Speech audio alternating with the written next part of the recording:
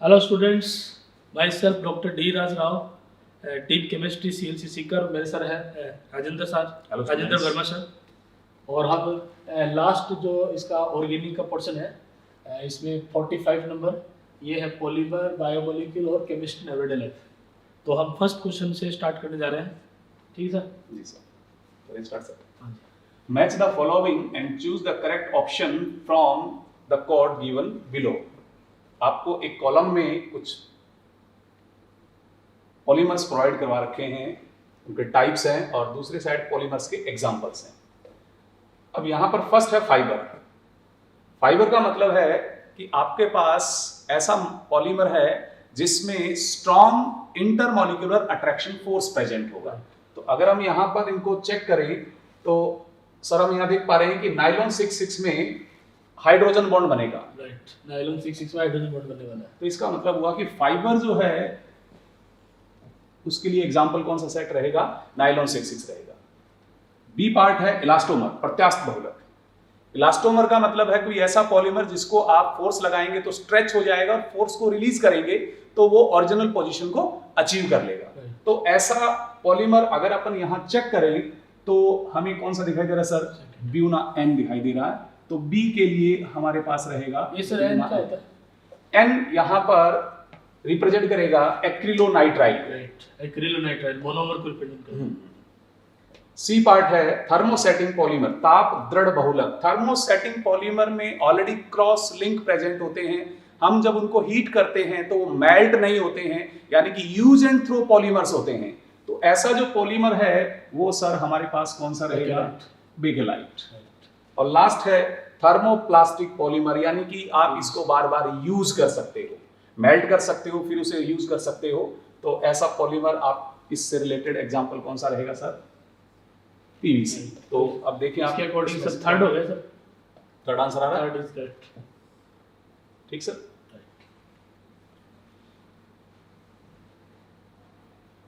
Consider the following facts. निम्नलिखित तथ्यों पर विचार करते हुए हमें क्या करना है? करेक्ट ऑप्शन सेलेक्ट करना है सर। मतलब वही सर, भाई सर ने पहले बताया था आपको फोर्स के बारे में, इंटरमोलिक्यूलर फोर्स। बिल्कुल तो उसी के रिगार्डिंग पूछा गया है बिल्कुल। कि weakest intermolecular force are present in elastomers. बिल्कुल सही है, इसीलिए वो सर फ्लेक्सिबल होते हैं।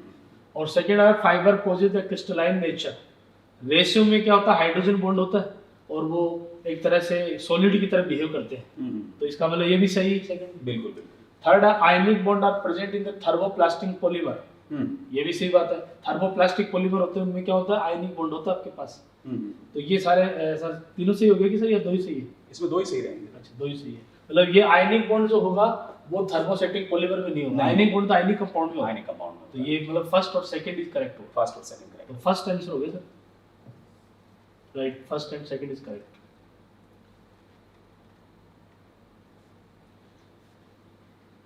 ये आपको फ्री रेडिकल्स दिखाए गए हैं, और फ्री रेडिकल के साथ अगर हम रिएक्शन करवाते हैं तो डाइमेराइजेशन रिएक्शन होता है। राइट। और डाइमेराइजेशन रिएक्शन होने से रिएक्शन में फ्री रेडिकल की कॉन्सेंट्रेशन कम हो जाती है, और जब फ्री रेडिकल की कॉन्सेंट्रेशन कम होगी तो धीरे धीरे जो चेन रिएक्शन है वो रुकना शुरू हो जाएगी। तो इसीलिए हम फ्री रेडिकल का जो डाइमेराइजेशन है वो किस में काउंट करते हैं? चेन टर्मिनेशन में काउंट करते हैं सर। तो इसमें चेन टर्मिनेशन, सर ने ये बोला कि इसमें क्या है? फ्री रेडिकल है, फिर दूसरा फ्री रेडिकल म्यूचुअली कंबाइन हो रहा है। कि जैसे आपने एल्केन में पढ़ते हो हैलोजिनेशन, तो उसकी जो मैकेनिज्म है वो 3 स्टेप में आती है: चेन इनिशिएशन, चेन प्रोपोगेशन और चेन टर्मिनेशन। तो इनिशिएशन स्टेप में तो क्या रेडिकल इनिशिएट होता है, बिल्कुल, और वो एक रेडिकल क्या करता है? न्यूट्रल पे अटैक करता है। बिल्कुल। और प्रोपोगेशन में क्या होता है? हर बार एक नया फ्री रेडिकल जनरेट होता रहता है। बिल्कुल। और टर्मिनेशन में क्या है? जितने भी पॉसिबल फ्री रेडिकल होते हैं mutually combined to each other. बिल्कुल। तो वो स्टेप क्या हो जाता है? टर्मिनेट हो जाता है, रुक जाता है, उसके बाद चलता नहीं चलता। तो उसी स्टेप पे है सर। बिल्कुल सही। तो ये थर्ड हमारा चेन टर्मिनेशन का। Right.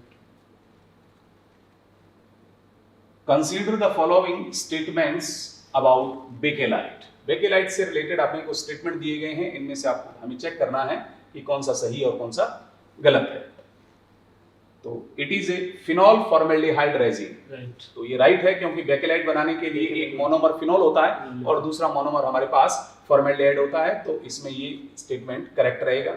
Second, it is a linear product. ये तो गलत है, ये तो गलत हो जाएगा, लीनियर गलत तो हो, लीनियर गलत हो जाएगा, तो लीनियर नहीं है, ये तो क्रॉस पॉलीमर होता है। क्रॉस है। तो ये यहाँ पर क्रॉस लिंक पॉलीमर लिखा हुआ है, तो इसका मतलब ये स्टेटमेंट भी सही है और ये स्टेटमेंट भी सही है। नेक्स्ट है, Bakelite is useful in making combs, phonographs, record, तो ये भी करेक्ट है, ये इसका यूज है। हाँ। तो करेक्ट इन 3-4 में से हमें कौन कौन से करेक्ट मिल रहे हैं? फर्स्ट करेक्ट मिल रहा है, थर्ड करेक्ट मिल रहा है, फोर्थ करेक्ट मिल रहा है, तो first, third and fourth. Right. तो ये जैसे कुछ यूज का क्वेश्चन भी आ रहा है इसमें सर, ये जो इलेक्ट्रिक जो बल्ब होते हैं, स्विच बल्ब, जो स्विचेज हैं, इलेक्ट्रिक स्विचेज जो हैं, इलेक्ट्रिक जो स्विचेज है वो भी इसी से बने होते वो बैकलाइट से बने होते हैं। हैं।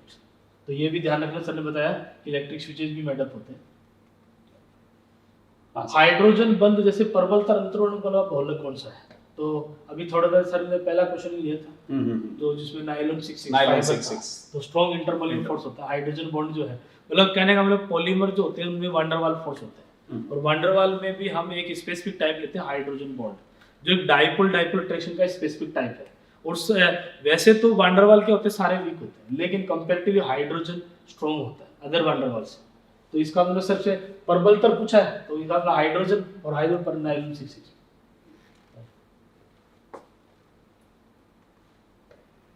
कंसीडर द फॉलोइंग स्टेटमेंट्स, कुछ स्टेटमेंट दिए हैं, किनको हमें चेक देखिए, करना है। एनाल्जेसिक है पेन किलिंग इफेक्ट। देखिए एनाल्जेसिक क्या होता है कि जैसे मेडिसिन आती है, मेडिसिन में हमारे पास जैसे एनाल्जेसिक होती है। अब वैसे तो देखें ना, तो कोई भी एनाल्जेसिक मेडिसिन उसके 3 एक्शन होते हैं। एक तो क्या करती है वो पीड़ा को जो है कम करती है, मतलब पेन रिलीफ मेडिसिन बोलते हैं अपन, मतलब नॉर्मली लेमैन की लैंग्वेज में, लेकिन मेडिकल टर्मिनोलॉजी में एनाल्जेसिक बोलते हैं।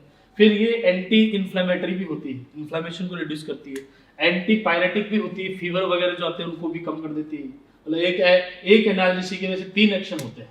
तो हमारे पास एनाल्जेसिक और पेन किलिंग फैटी है, तो सही होगा, बिल्कुल सही। और फिर आता है एंटीसेप्टिक, किल द अरेस्ट और ग्रोथ ऑफ माइक्रोऑर्गेनिज्म, राइट। एक होता है एंटीसेप्टिक और एक होता है डिसइंफेक्टेंट। तो एंटीसेप्टिक तो क्या करता है, बैक्टीरिया की ग्रोथ को क्या करता है, अरेस्ट कर लेता है। और एक जैसे किल करना है, तो किल करने के डिसइंफेक्टेंट काम में लेता है। तो ये सेकंड हमारा ये भी करेक्ट आ रहा है। फिर हमारा थर्ड आ रहा है anti histamine inhibit the action of compound histamine, right. Anti histamine जैसे मतलब हमारे पास क्या है कि जैसे कॉमन कोल्ड वगैरह होते हैं, तो उसमें हिस्टामिन रिलीज होने लग जाता है, और हम जैसे भी जो भी एंटी कोल्ड जो देते हैं अपन, तो उसमें एंटी हिस्टामिनिक मेडिसिन देते हैं। बिल्कुल सही, तो ये सब तीनों ही करेक्ट हो गए, बिल्कुल तीनों करेक्ट हो जाएंगे। तो थर्ड इज करेक्ट।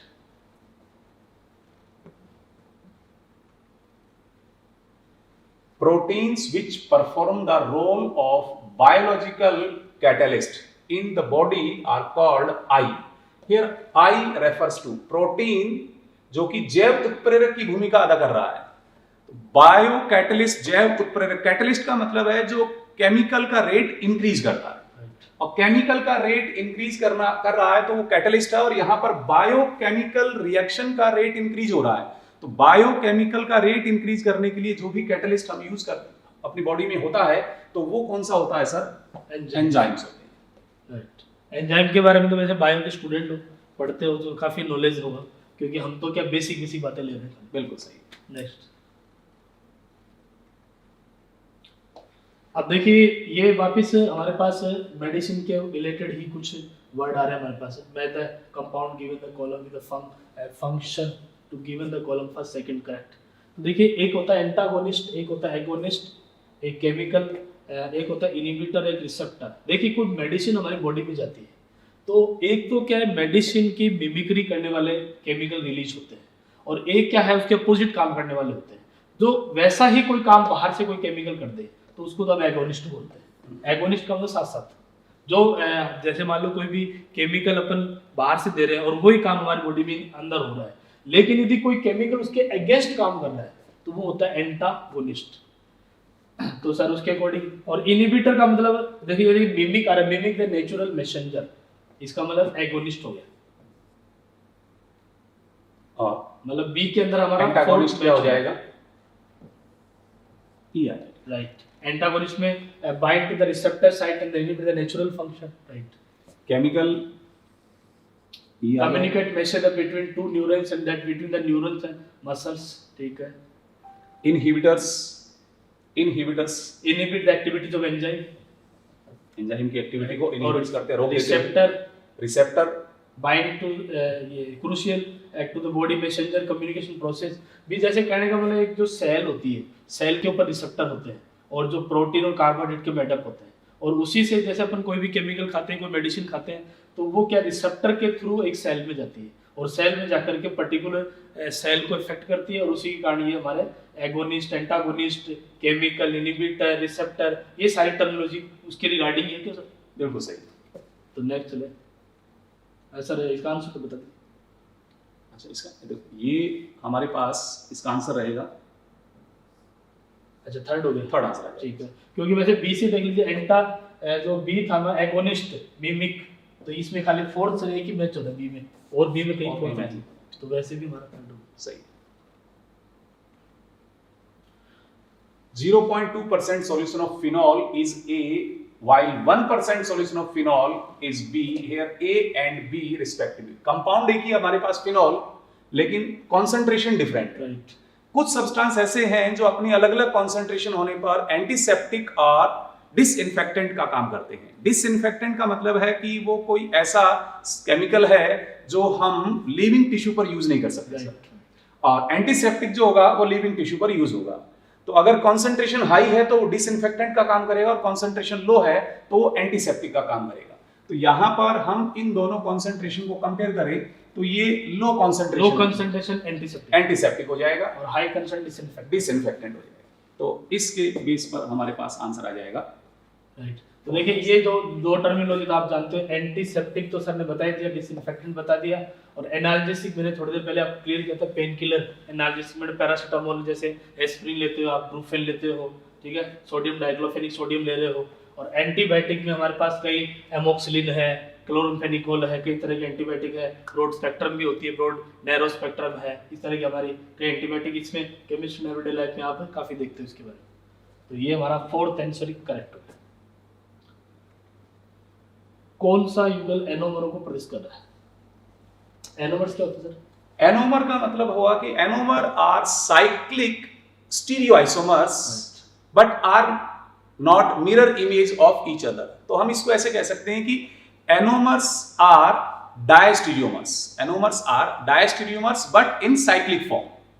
तो साइक्लिक फॉर्म के बेस पर हमारा ये दोनों आंसर रिजेक्ट हो जाते हैं। साइक्लिक में पहला दूसरा वैसी कंडीशन होगी। अब एनोमर में एक और कंडीशन भी है। एनोमर में जो डायस्टीरियोमर हम सर चेक करेंगे, उन डायस्टीरियोमर में एक ही कायरल सेंटर ऐसा होगा जिसका कॉन्फ़िगरेशन चेंज होगा, बाकी सभी जगह सेम रहेगा। तो अगर हम यहां इनको और इनको कंपेयर करें तो इनमें कॉन्फ़िगरेशन सिमिलर है। हाँ, मतलब फर्स्ट का चेंज हो रहा है, यहां पर चेंज हो रहा है, ये फर्स्ट का चेंज हो रहा है, लेकिन यहां पर अगर हम कंपेयर करें तो सभी जगह चेंज हो रहा है। हाँ, सारे चेंज हो सभी चेंज हो रहा है।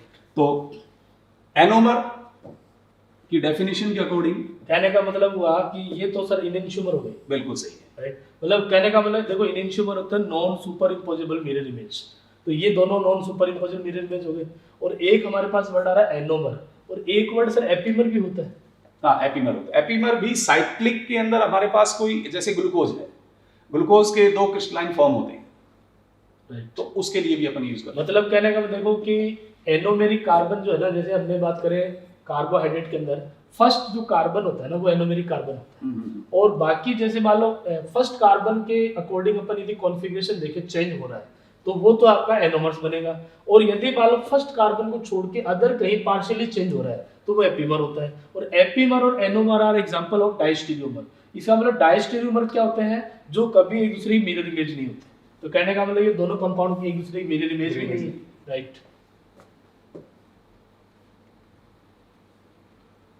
Which of the following statement is true about glucose? Glucose से रिलेटेड आपने को कुछ स्टेटमेंट दिए गए हैं, इनमें से कौन सा सही है? ग्लूकोज C6H12O6 ये ग्लूकोज का मॉलिक्यूलर फॉर्मूला है, और ग्लूकोज में एक फंक्शनल ग्रुप होता है एल्डिहाइड, एल्डिहाइड, CHO ग्रुप अपन देख लेते हैं। तो ये आपका एल्डोहेक्सेज हो गया सर। 6 कार्बन है, एल्डिहाइड ग्रुप है, तो एल्डोहेक्सोस, ये करेक्ट ऑप्शन है। करेक्ट आ रहा है। सेकंड देखिए, On heating with HI it form normal sir hexane. कहते हैं कि इसको HA के साथ हीट करेंगे तो सर इसमें ये CHO एल्केन में कन्वर्ट हो जाएगा बिल्कुल मतलब ये N हेक्सेन C6H14 आ जाएगा सर बिल्कुल एल्केन दे देगा तो ये करेक्ट स्टेटमेंट है. Right It does not give positive 2,4-DNP test. ये पॉजिटिव सर 2.3 नहीं देगा लेकिन सर एल्डिहाइड तो देते हैं एल्डिहाइड देते हैं लेकिन 2,4-DNP टेस्ट ग्लूकोज नहीं देता क्योंकि ग्लूकोज मेनली साइक्लिक फॉर्म में प्रेजेंट होता ये है. बोल दिया सर ने कि ये साइक्लिक फॉर्म में होता है यानी ये नहीं कहने का मतलब ये हमारे पास एनसीईआरटी में भी बाकायदा लिखा हुआ है बिल्कुल. कि ये साइक्लिक फेवर को कर रहा है इंडिकेट ये लाइन जो है बहुत important इंडिकेट है. कर रही है कि ग्लूकोज की साइक्लिक स्ट्रक्चर होती है. राइट राइट तो इसको sir all are correct. All are correct. सारे सही हो गए ग्लूकोज यानी कि हमसे गलत कथन पूछा सर गलत हाँ इनकरेक्ट स्टेटमेंट हमें लेना है. Glucose exist in two different crystalline form alpha D glucose beta D glucose. ये तो ठीक है सर बिल्कुल सही है. Second cyclic structure of alpha D glucose and beta D glucose is called pyranose structure. ये भी सही है. ये भी ठीक है pyranose पायरेनोज का सर क्या मीनिंग बता दो मुझे पायरेनोज का मतलब है कि हमारे पास जो साइक्लिक स्ट्रक्चर है वो 6 मेंबर्ड है उसमें एक ऑक्सीजन है और बाकी 5 उसमें क्या होंगे कार्बन होंगे. तो उस तरह की जो स्ट्रक्चर बनती है वो पायरेनोज स्ट्रक्चर बनती है. इस टाइप की स्ट्रक्चर राइट मतलब क्या है 6 मेंबर रिंग होगी बिल्कुल सही. Third alpha D glucose and beta D glucose are enantiomers. Enantiomer ये तो गलत हो गया सर बिल्कुल सही. अल्फा डी बीटा डी तो ये होते हैं अभी थोड़ी देर पहले डायस्टियोमर्स होते हैं. डायस्टियोमर यानी क्या है बोल एनोमर्स होते हैं तो ये गलत हो गया एनोमर सर ये इनेंशियोमर नहीं है. Cellulose is a straight chain polysaccharide made up of only beta glucose units. ये भी करेक्ट है. बीटा डी ग्लूकोज ही तो इनकरेक्ट स्टेटमेंट कौन सा रहेगा? राइट देखिए ग्लूकोज के बारे में ये ग्लूकोज का स्ट्रक्चर सब लोग आप जानते हो और इसमें अपन इस तरह से अलग अलग कार्बन के अकॉर्डिंग कंसीडर करते हैं. जैसे ये OH ले लिया H ले लिया ये OH है ये H आ जाता है फिर ये OH आ जाता है फिर ये H आ जाता है ये OH आ जाता है ये H आ जाता है और फिर ये CH2OH आ जाता है. तो इसमें जो फंक्शनल ग्रुप हमारे पास होता है aldehyde.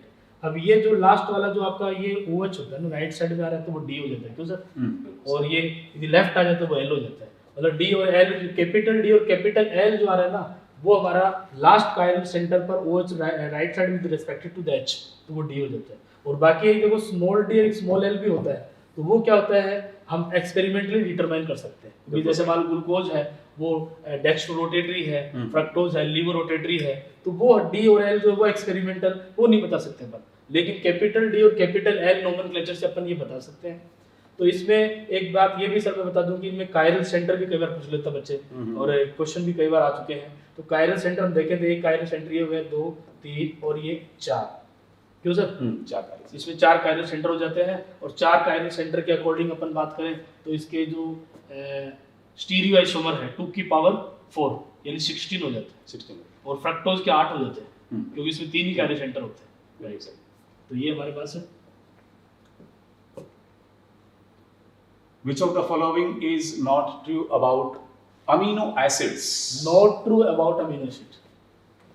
Alpha amino acids are constituents of all proteins. Protein को अगर हमें बनाना है तो हमें कंडेंसेशन पॉलीमराइजेशन करना होगा और उसमें जो मोनोमर यूनिट रहेगी वो अल्फा अमीनो एसिड्स रहेगी.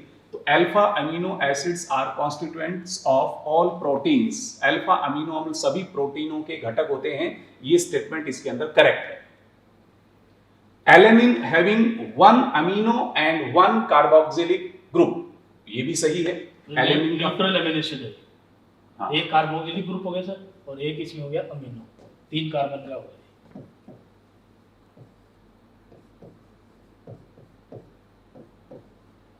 ये इसके अंदर alanine. Alanine. Third most naturally occurring amino acids have D configuration. ये गलत हो गया सर. नेचुरल सर एल होते हैं एल होते हैं. डी नहीं होते. बिल्कुल सही. तो ये गड़बड़ हो गई. नेक्स्ट एक और देख लीजिए. Not true. तो क्वेश्चन का आंसर तो यही हो जाएगा. हाँ, लेकिन एक और देख लीजिए. एक आप और देख लें. Glycine is the only naturally occurring amino acid which is optically inactive. Optically inactive प्रकाशिक अक्रिय, यानी कि ये मॉलिक्यूल कैसा होगा, कायरल नहीं, अकायरल मॉलिक्यूल होगा। तो इसकी जो स्ट्रक्चर रहेगी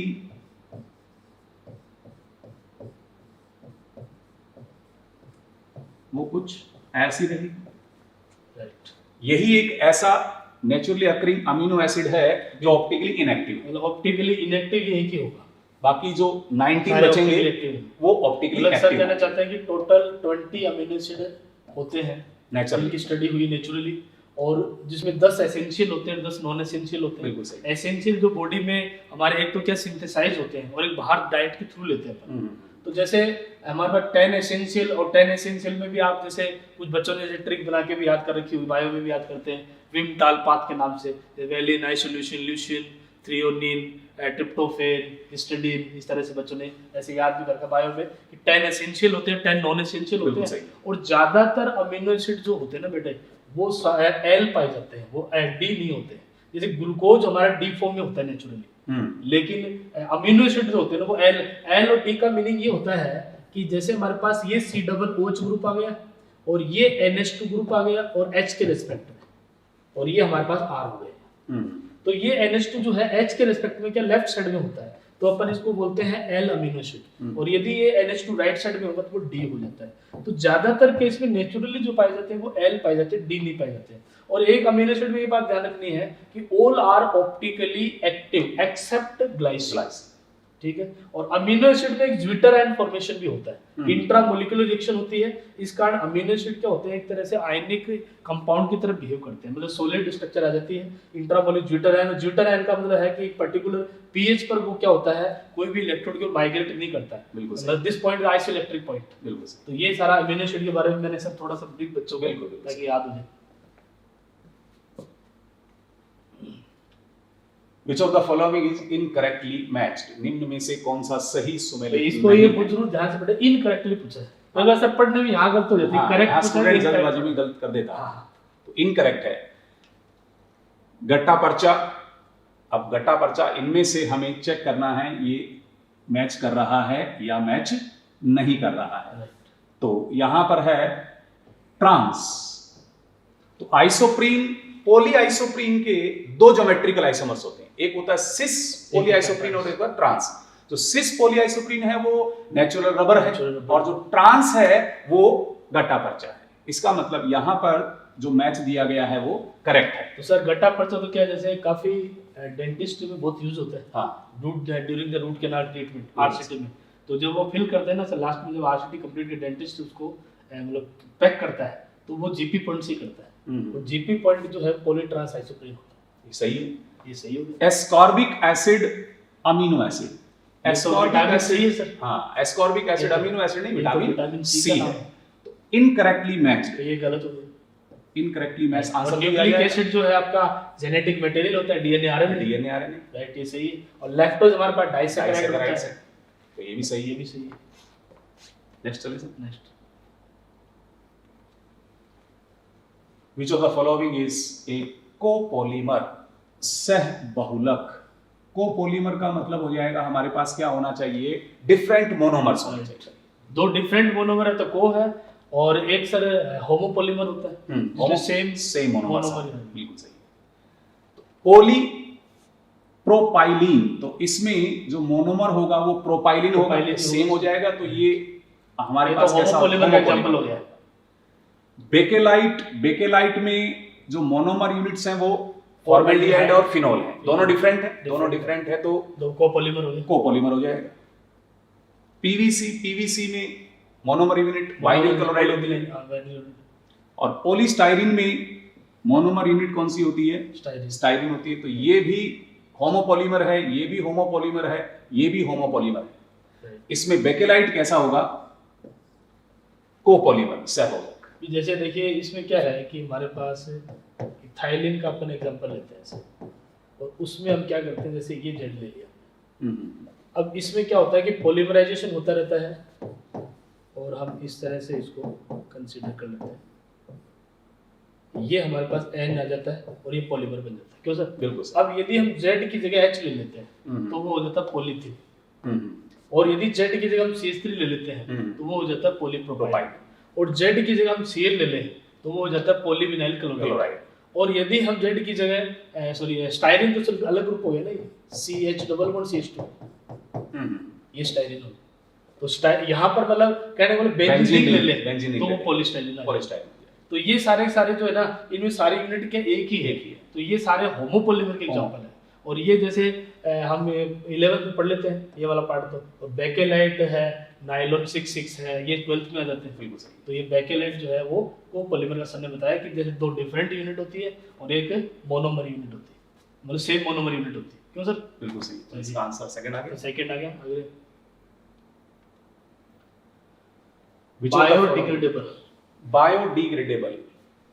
बायोडिग्रेडेबल का मीनिंग क्या होगा सर?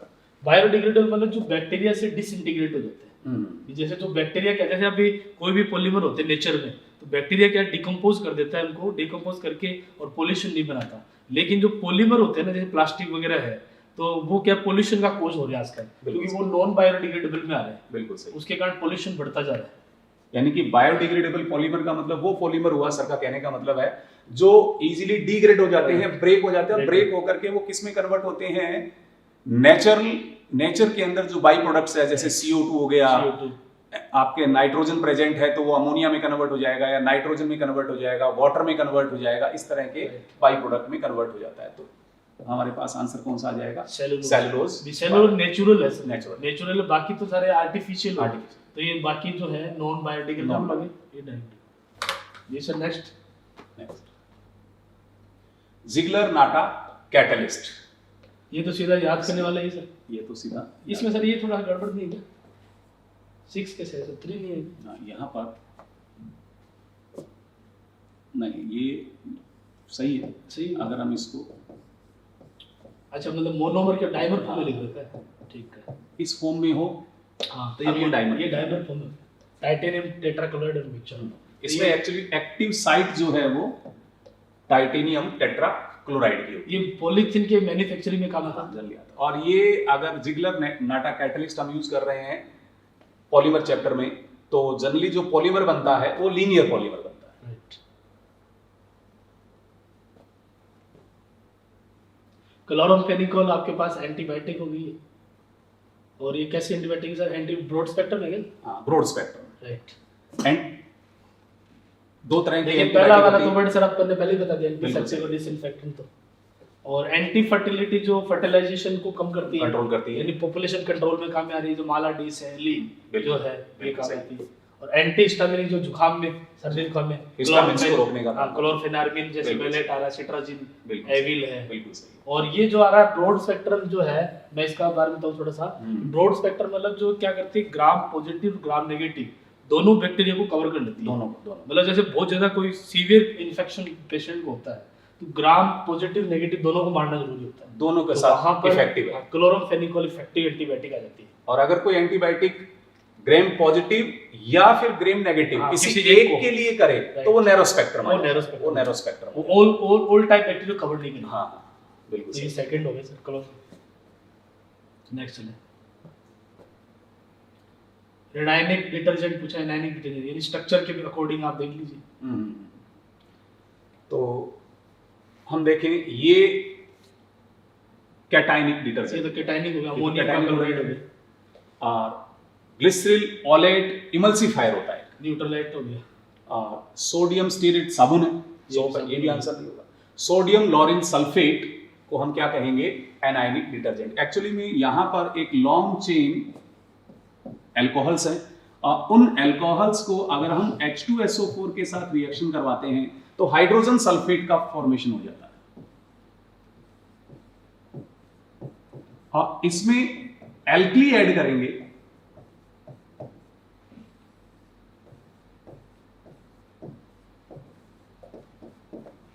तो यहां पर इस तरह का हमें डिटर्जेंट मिलेगा। नेगेटिव पार्ट इसमें प्रेजेंट है, इसलिए हम इसको क्या कहेंगे? Anionic detergent. फोर्थ आंसर हो जाएगा। नेचुरल प्रोडक्ट सर ने अभी थोड़ी देर पहले बताया था कि सिस यूनिट होती है। सिस सारी पर्चा में ट्रांस होती है, इसमें सिस होती है। ऑल सिस कॉन्फ़िगरेशन प्रेजेंट होता है। फोर्थ हो गया सर। फोर्थ आंसर हो जाएगा। Next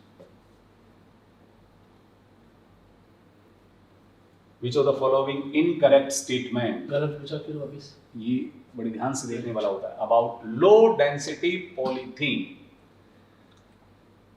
it is synthesis require dioxygen और a peroxide initiator as a catalyst. ये तो होता है सर। ये होता है, ये याद रखने वाला पॉइंट है। It is used in manufacture of bucket, dustbin. ये लो डेंसिटी पॉलीथीन नहीं, हाई डेंसिटी पॉलीथीन के लिए। हाई डेंसिटी में बकेट बाल्टी वगैरह जो बनाते हैं, और लो डेंसिटी में मतलब बच्चों के टॉयज है, स्क्वीज बोतल है, हल्के वाले, हाँ। वो उससे बनाते हैं। Third option, high pressure required होता है सर इसमें। हाँ, प्रेशर लगभग 1000 से लेकर के 2000 एटमॉस्फेयर के काम में आता है। It poor conductor of electricity, ये भी सही है। तो इनकरेक्ट पूछा सर, तो सेकंड हो गया। सेकंड आंसर आ गया।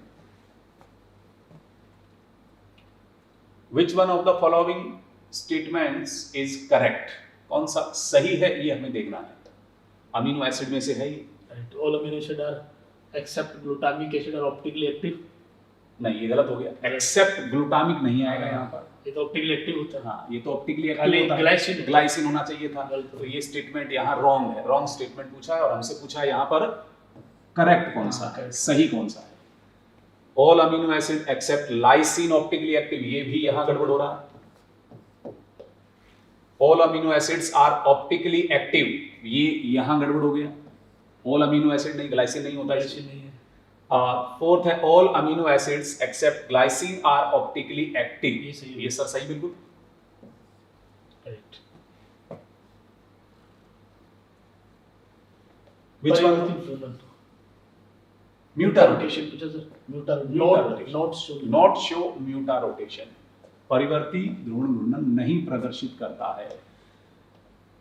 जो आपके पास कार्बोहाइड्रेट्स हैं, अगर वो रिड्यूसिंग शुगर है, अपचायक शर्करा है, तो वो म्यूटा रोटेशन शो करेंगे। हम इसको ऐसे याद रख सकते हैं, जो रिड्यूसिंग शुगर है वो म्यूटा रोटेशन शो करेंगे। तो फ्रक्टोज रिड्यूसिंग है, म्यूटा रोटेशन शो करेगा। लैक्टोज रिड्यूसिंग शुगर है, मेटा रोटेशन शो करेगा। माल्टोज रिड्यूसिंग शुगर है, मेटा रोटेशन शो करेगा। सुक्रोज रिड्यूसिंग शुगर नहीं है, सेकंड आंसर आ जाएगा। तो सर ने बोला कि और रिड्यूसिंग शुगर जो होते हैं ना, वो क्या करते हैं, हमारे पास म्यूटा रोटेशन शो करते हैं, म्यूटा रोटेशन शो करेंगे, और ये हमारे पास नॉन रिड्यूसिंग हो गया। म्यूटा रोटेशन को अब अगर थोड़ा सा समझना चाहें तो जो भी हमारे पास रिड्यूसिंग शुगर है, अगर हम उसको एक्वस सॉल्यूशन रखेंगे तो धीरे धीरे उसका स्पेसिफिक ऑप्टिकल रोटेशन चेंज होता है टाइम के अकॉर्डिंग। और ये जो चेंज होने का जो प्रोसेस है ऑप्टिकल रोटेशन में, उसी के लिए हमें क्या वर्ड यूज करना होता है, म्यूटा रोटेशन। मतलब पर्टिकुलर टाइम के बाद वो कांस्टेंट हो जाएगा। कांस्टेंट हो जाएगा। जी sir, next. Which among the following is a tranquilizer? Tranquilliser sir mental patient को देते हैं। मेंटल पेशेंट, यानी कि जिस पेशेंट के अंदर कोई एंजाइटी हो रही है, स्ट्रेस हो रहा है, फियर हो रहा है, एजिटेशन हो रहा है, उसे तनाव हो रहा है, तो उनको रिमूव करने के लिए, रिलीज करने के लिए जो मेडिसिन हम यूज करते हैं वो ट्रैंक्विलाइजर प्रशांतक कहलाती है। तो इनको अगर अपन देखें तो यहाँ पर हमारे पास आंसर क्या आएगा, इक्वेनिल आएगा। ओमेप्राजोल, सिमेटिडिन, ये तो एंटासिड हो गए। ये दोनों एंटासिड। प्रोमेथाजिन एंटी इन्फ्लेमेटरी, हाँ, anti histaminic, sorry anti histaminic. ठीक है, ठीक है। Next. Which of the following is correctly matched? निम्न में से कौन सा मिलान सही है? सुक्रोज म्यूटा रोटेशन, अभी हमने शो ही नहीं क्वेश्चन सॉल्व करेगा दिया था, तो सुक्रोज म्यूटा रोटेशन शो नहीं करता, नॉन रिड्यूसिंग है। सुक्रोज में अल्फा डी ग्लूकोज और अल्फा डी फ्रक्टोज, ये यहां गड़बड़ हो रहा है। हाँ, ये अल्फा नहीं, इसकी जगह क्या होना चाहिए था, बीटा होना चाहिए। Alpha D glucose positive Tollens test देता है, ये सही होगा क्योंकि रिड्यूसिंग शुगर है, पॉजिटिव टोलेंट टेस्ट देगा। सुक्रोज होमो डाइसैकेराइड है, ये गलत होगा क्योंकि सुक्रोज में अल्फा डी ग्लूकोज और बीटा डी फ्रक्टोज होते हैं, दोनों डिफरेंट होते हैं, तो होमो नहीं, हेट्रो होता है। तो कौन सा मिलान सही है, करेक्टली मैच इसमें कौन सा किया गया है? थर्ड आंसर आ जाएगा, क्योंकि ये परिवर्ती गुणन नहीं करेगा, ये गलत हो गया। और इसमें सर ने बताया कि ये यहाँ पर आएगा बीटा आएगा, और ये जो होमोनी आएगा हेट्रो आ जाएगा। हाँ सर, ये सॉलिड के फॉर्म में मैंने अभी बताया था ज्यूटाराइड, तो ज्यूटराइन में इंट्रामोलिकुलर रिएक्शन होगी, तो आप ये देख लीजिए कि एक में NH3 प्लस और एक में COO नेगेटिव, तो ज्यूटराइन अवस्था में ये पाई जाएगी। ये दोनों यहाँ पर ये गलत हो गए सर, दोनों नहीं होंगे। देखिए पहले तो ये होगा नॉन आयनिक फॉर्म में और फिर ये ज्यूटराइन बन जाएगा, मतलब आयनिक फॉर्म में चला जाएगा। तो पहला ये इंट्रामोल ये H प्लस और ये NH2 है ना, तो ये इसमें कन्वर्ट हो जाएगा COO नेगेटिव NH3 प्लस, तो नॉन आयनिक फॉर्म में ज्यूटराइन आपका ये सेकंड हो जाएगा। ठीक है सर। आइसोइलेक्ट्रिक पॉइंट पूछा है, तो ये जैसे हमारे पास क्या है, एक अमीनो एसिड दे रखा है, एसिडिक अमीनो एसिड है। तो एसिडिक में सर ये होता है कि इनका पीके जो है ऐड करके 2 का डिवाइड कर लेता है, और बेसिक में क्या करते हैं सर, जो इनका पीके बी होता है उन दोनों को ऐड करके 2 का डिवाइड कर लेते हैं। तो ये एसिडिक है, तो यहाँ पर क्या हो रहा है, आपके पास 2 ग्रुप आ रहे हैं, तो दोनों 2 और यहाँ जो वैल्यू है 4, इन दोनों को ऐड कर लेंगे। तो आइसोइलेक्ट्रिक पॉइंट इसमें आ जाएगा PKA1 plus PKA3 divided by 2। इसमें हमारे पास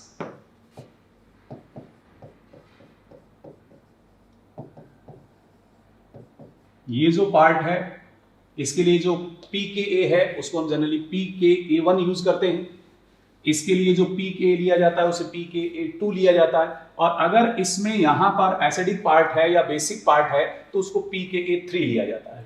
तो हम इन दोनों को ऐड करेंगे, तो PKA1 plus PKA3 divided by 2, 4 plus 2 divided by 2, answer कितना आ जाएगा सर?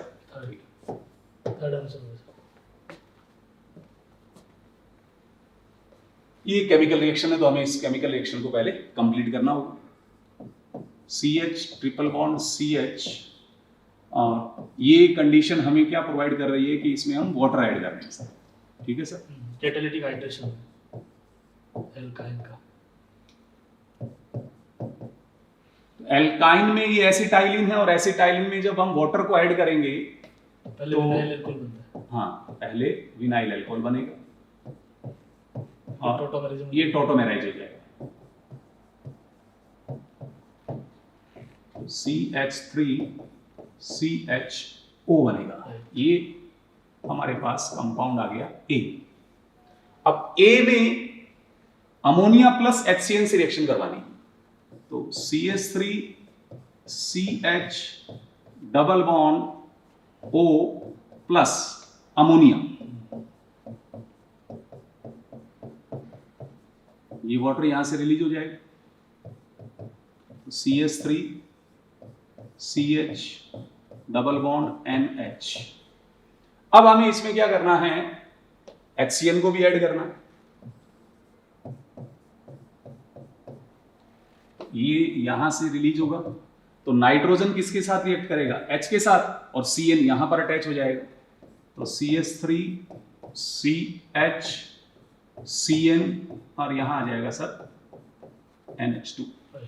अब इसका क्या करना है सर, हाइड्रोलाइसिस, और हाइड्रोलाइसिस कौन से ग्रुप का होगा, CN का जब हाइड्रोलाइसिस होगा तो यहां पर क्या आएगा, COOH आ जाएगा। तो ये जो स्ट्रक्चर बनेगी वो कौन सी स्ट्रक्चर बन जाएगी सर, एलानिन, 3 कार्बन का अमीनो एसिड। हाँ सर, वह पदार्थ जो साथ को दूर करता है, अभी थोड़ी देर पहले बात करी थी, ट्रैंक्विलाइजर्स, तो ये तो आप याद रखिए, ये तो याद रखने वाली बात हो गई। एंटीपायरेटिक एनाल्जेसिक के बारे में बात कर चुके अपन पहले। एनेस्थेटिक क्या होते हैं, जो बेहोश करने की मेडिसिन होती है, अनकॉन्शियस करने के लिए जो लेते हैं अपन। लोकल एनेस्थेटिक भी होते हैं, जनरल एनेस्थेटिक भी आते हैं, जैसे लोकल एनेस्थेटिक डेंटिस्ट भी यूज करते हैं काफी। नेक्स्ट देखिए, इनवर्ट शुगर पूछा sir. Invert sugar is the equimolar mixture of D और L फ्रक्टोज। तो इसकी रिएक्शन लिखिए सर। हाँ जी, C12H22O11, ये सुक्रोज है, सुक्रोज है, ये डेक्स्ट्रो रोटेटरी होता है, राइट। इसका अगर हम हाइड्रोलाइसिस करवाएं इन एसिडिक मीडिया,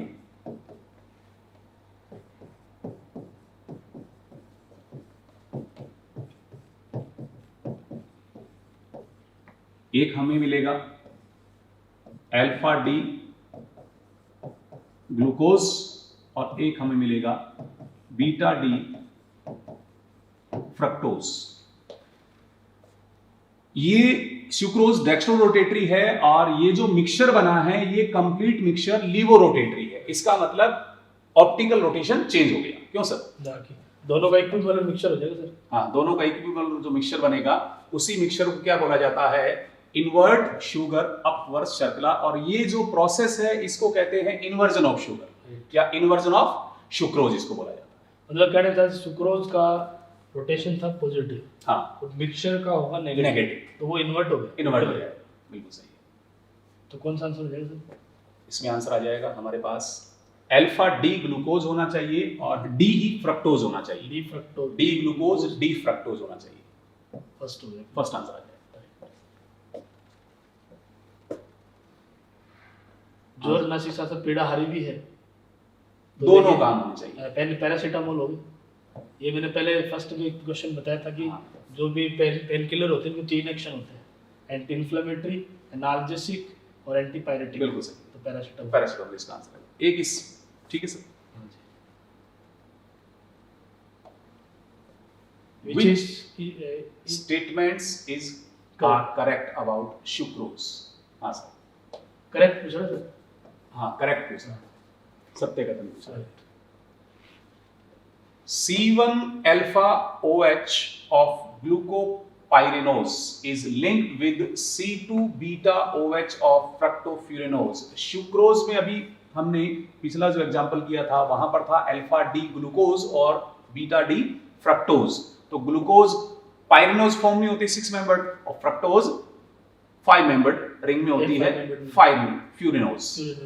तो C1 ग्लूकोज का यूज होगा और C2 फ्रक्टोज का यूज होगा। सही है सर? सही है। नेक्स्ट C1 बीटा ग्लूको, ये गलत हो गया यहाँ पर, ये गलत हो गया क्योंकि C1 अल्फा होना चाहिए। हाँ, ये गलत हो गया। It reduces Fehling solution, non reducing sugar है सुक्रोज, तो ये रिड्यूसेस नहीं होगा। और म्यूटा रोटेशन शो नहीं करता। म्यूटा रोटेशन भी शो नहीं नहीं करता। फर्स्ट कर। आंसर क्या आ जाएगा सर? फर्स्ट आ जाएगा। अब आ रहा है इसका मैच द कॉलम का टीएनटी ट्राई नाइट्रोटोलिन। ये तो सर एक्सप्लोजिव एक्सप्लोजिव है। ये तो एक्सप्लोजिव होता है। तो तो सर एक्सप्लोजिव में तो है। खाली एक ही मैच हो रहा है। ये यही मैच हो रहा है, तो हमारा आंसर वैसे यही हो जाएगा। सुक्रोलोज एक आर्टिफिशियल स्वीटनर होता है। राइट। सुक्रालोज क्या है? जैसे ट्राइक्लोरो डेरिवेटिव ऑफ सुक्रोज। तो ये हमारा आर्टिफिशियल स्वीटनर, जैसे जो डायबिटिक पेशेंट होते हैं उनको देते हैं। मिल्क ऑफ मैग्नीशिया एक ये एंटासिड हो गया, एंटासिड है। मैग्नीशियम हाइड्रोक्साइड का जो सॉल्यूशन है। सोडियम लोरिल सल्फेट हमने थोड़ी देर पहले पढ़ा था। एनानिक वो क्लींजिंग एजेंट था, डिटर्जेंट डिटर्जेंट था, तो ये आ जाएगा। तो आंसर क्या आ जाएगा? सेकंड।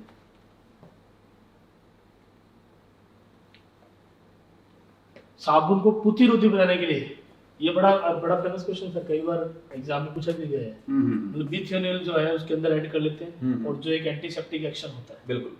तो बाई थायोनॉल जो जैसे है, नॉर्मली आप जैसे कोई मेडिकल स्टोर पे जाओगे तो वहां यदि बोलोगे ना मेडिकेटेड सोप दो, तो मेडिकेटेड सोप में बिथेनॉल ऐड होता है। बिल्कुल। कोई एंटीसेप्टिक, जैसे कोई इन्फेक्शन है, कोई जैसे मान लो फेस पर इन्फेक्शन हो रहा है, उसको अपन को वॉश करना है, तो अपन क्या करते हैं? एंटीसेप्टिक साबुन यूज करते हैं। बिल्कुल। तो आंसर क्या आ जाएगा इसमें? Third. Coagulation of protein of egg white on boiling of egg is called. अंडे को उबालने पर अंडे की सफेदी के प्रोटीन का स्कंदन, कोएगुलेशन, यानी कि एक प्रेसिपिटेट की फॉर्म में कन्वर्ट हो जाता है। तो ये प्रोसेस इरिवर्सिबल होता है सर? इरिवर्सिबल प्रोसेस है, क्योंकि डीनेचुरेशन देखिए क्या होता है। डीनेचुरेशन में प्रोटीन में जैसे 3 टाइप के स्ट्रक्चर है, प्राइमरी है, सेकेंडरी है, टर्सरी है। बिल्कुल सही। और इसमें क्या होता है कि जब भी डीनेचुरेशन होता है तो सेकेंडरी टर्सरी स्ट्रक्चर लॉस हो जाती है, प्राइमरी स्ट्रक्चर रिमेन इंटैक्ट, तो मेंटेन रहती है हमारे पास। तो ये बोला इरिवर्सिबल प्रोटीन डीनेचुरेशन, मतलब अनुत्क्रमणीय प्रोटीन विकृतीकरण। और अंडे के अंदर क्या हमारे पास एक तो होता है येलो पोर्शन और एक होता है व्हाइट पोर्शन। तो येलो पोर्शन जो है ग्लोबुलिन प्रोटीन होती है और ये व्हाइट पोर्शन एल्बुमिन प्रोटीन होती है।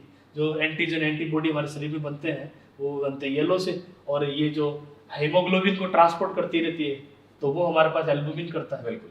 तो ये बायो के स्टूडेंट है, वैसे पता भी है और वैसे थोड़ा सा और भी हम बता देते हैं, बिल्कुल सही है। तो बच्चों को याद हो जाए। इसमें डीनेचुरेशन में प्राइमरी स्ट्रक्चर बेटा इसलिए डिस्ट्रॉय नहीं होती है, अगर प्राइमरी स्ट्रक्चर डिस्ट्रॉय हो जाएगी तो प्रोटीन ही चेंज हो जाएगा, Right. क्योंकि प्राइमरी स्ट्रक्चर एक्चुअल में एमिनो एसिड के सीक्वेंस को रिप्रेजेंट करता है। सीक्वेंस को रिप्रेजेंट करती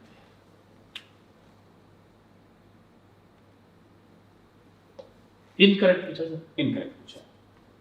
phenyl alanine is a natural amino acid, ये तो करेक्ट है। न्यूट्रल अमीनो एसिड, ये तो करेक्ट है। Alpha amino acids are constituents of protein, ये भी करेक्ट है। Glycine is optically inactive amino acid, glycine तो सर इनएक्टिव होता है। बिल्कुल सही है। सही बात। एलेनिन इज एसिडिक, एसिडिक नहीं होता। एसिडिक नहीं होता, न्यूट्रल होता है। तो यहां पूछा है इनकरेक्ट, असत्य, तो इनकरेक्ट कौन सा हो जाएगा? फोर्थ हो जाएगा, क्योंकि एसिडिक नहीं कैसा होता है? न्यूट्रल होता है।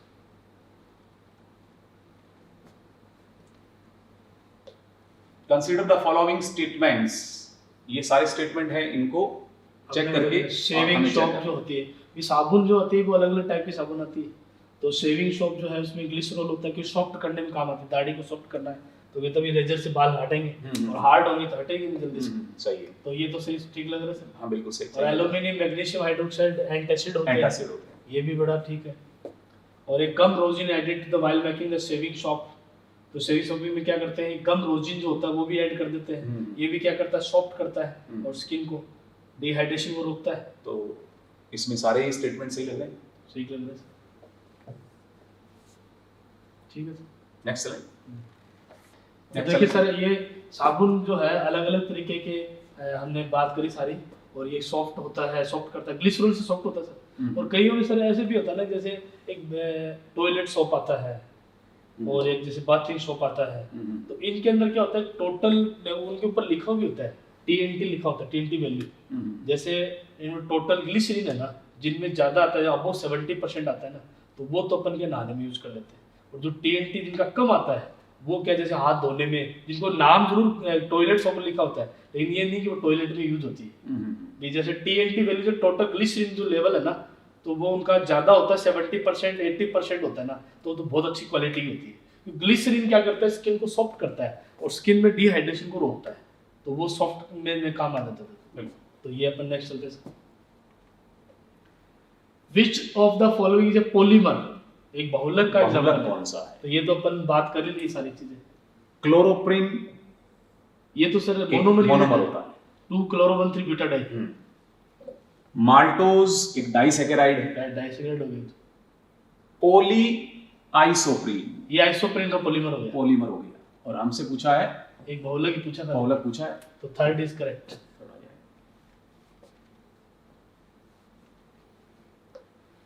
Osazone is obtained by the, osazone किसके द्वारा मिलेगा? तो ओसाजोन का मतलब है कि जैसे आप कोई ग्लूकोज है उसकी रिएक्शन करा देते हो फेनिल हाइड्रोजन के साथ। फेनिल हाइड्रोजन के इसमें 3 मोल यूज होते हैं। हाँ 3 मोल यूज और अपने दिखते हैं इसमें 2 है, 2 है, क्योंकि एक रिडक्शन में यूज हो गई। हाँ। तो टोटल इसमें 3 मोल कंज्यूम हो जाते हैं। ये बड़ा फेमस क्वेश्चन होता है कि अब आपको ऐसे पूछेगा अभी ओसाजोन है और इसमें कितने मोल फेनिल हाइड्रोजन के कंज्यूम है, तो यदि आप स्ट्रक्चर देखोगे ना तो डायरेक्ट तब आपको लगेंगे बेटा 2, लेकिन रियल में होंगे 3।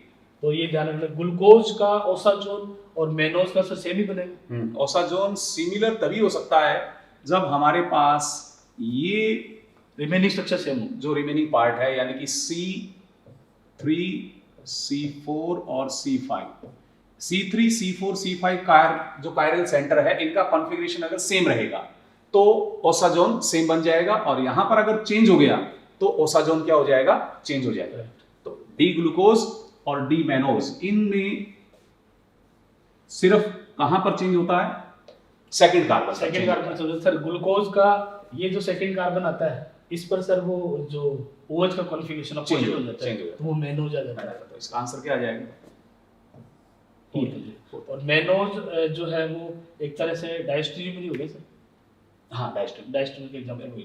मतलब जैसे कि मैं ये कहूँ कि एपीमर है, एनोमर जो है, ये सारे क्या डायस्ट्रीमर होते हैं, जो कभी एक दूसरे की मिरर इमेज नहीं होते, अपन उनको डायस्ट्रीमर बोलते हैं। हम इनकी स्ट्रक्चर अगर स्ट्रक्चर देना चाहें तो